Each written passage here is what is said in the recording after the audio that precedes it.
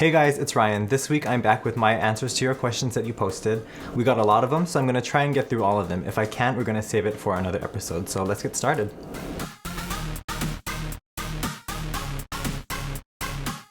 Alright, Z Grace asked, what do you recommend for frizz? And I also got another question from Kapila, and she says, I have blonde hair now, and it's curly and frizzy. What am I missing in my life for styling and conditioning?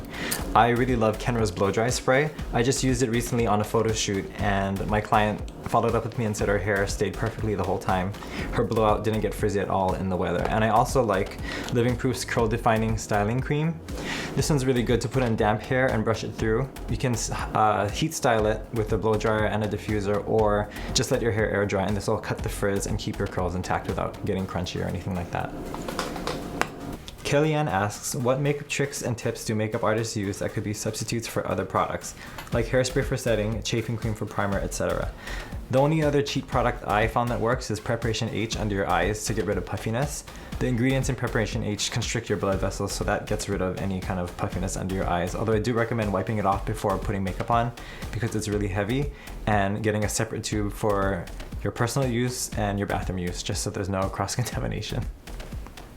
Chisa says, you are a magician, but my question is, has there ever been a subject that you worked with that you thought, oh hell no, I can't fix you?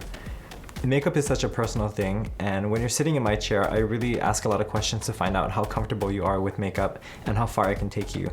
And I feel like my job isn't to make everyone look like Kim Kardashian. I think my job is to make my clients look like the best version of themselves and enhance their natural beauty. These next few questions kind of roll into one. So Rebecca says, I'd love to know how to do a smoky eye in under 5 minutes. Kelly wants to know about brows, products, and technique. And Lauren wants to see contouring, a full lip demo, proper liquid liner application, and under eye brightening.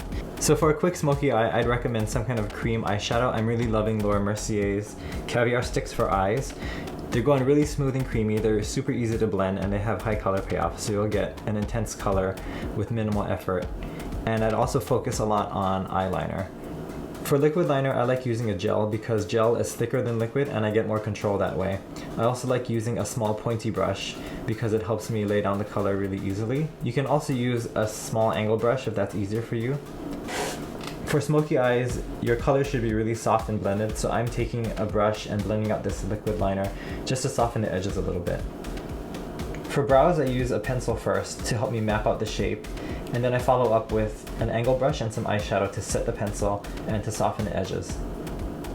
I normally use 2 eyeshadows while I'm filling in the brows. I'll start off with a lighter color on the inner corner and throw in a darker one towards the end and at the tail, and I just feel that that helps open up your eyes more, and it also keeps your brows from looking too heavy. If you're trying to achieve a full lip, you can get that by overdrawing your lips a little bit. You really don't want to go any farther than the tip of your lip liner though. Once I outline your lips, I normally go in and shade the outer corners, and that'll help give your lips a fuller shape. Once your lip liner's on, I'll go in with a shimmery lipstick, and all the shimmer's gonna do is catch the light and make your lips look fuller, and then we'll follow up with a little gloss just in the center of your lips to add some shine.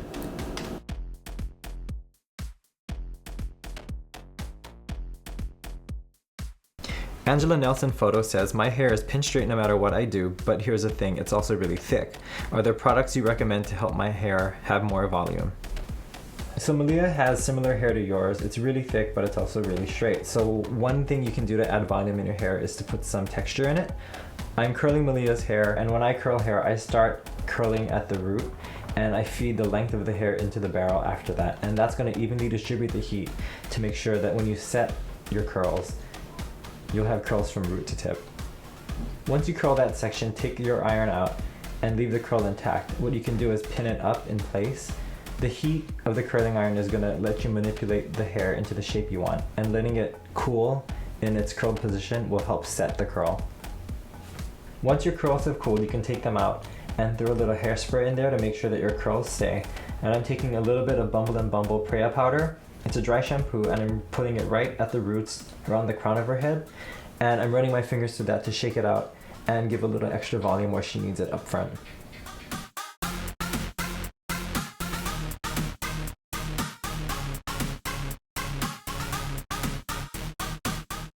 Emily asks, how do I stop my makeup from creasing under my eyes? One thing you can do is throw a little bit of eyeshadow primer under there, just as long as it's clear. I really like Smashbox's 24-hour shadow primer.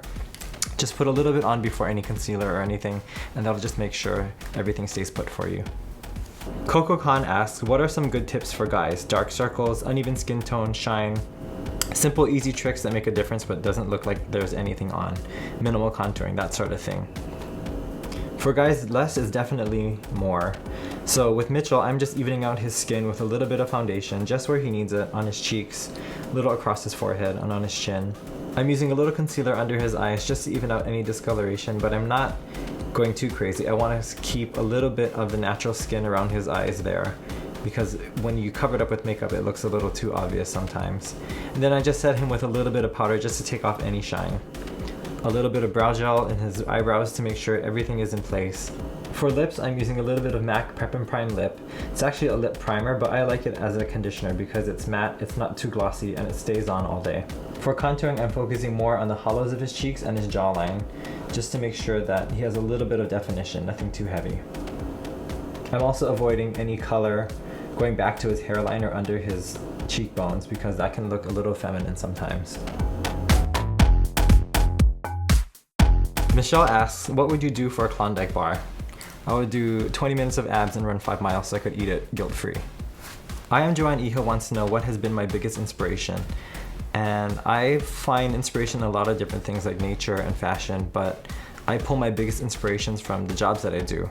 Whether it's a wedding or a photo shoot, I really want to make sure that the story that we're trying to tell makes sense.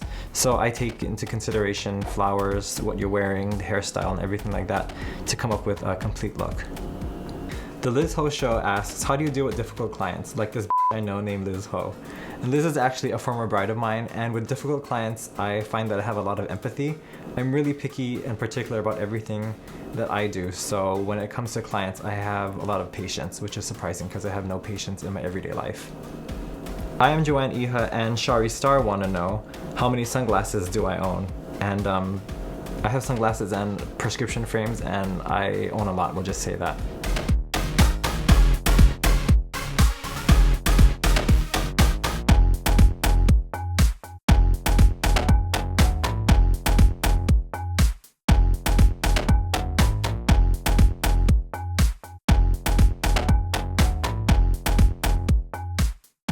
We are rolling. Okay.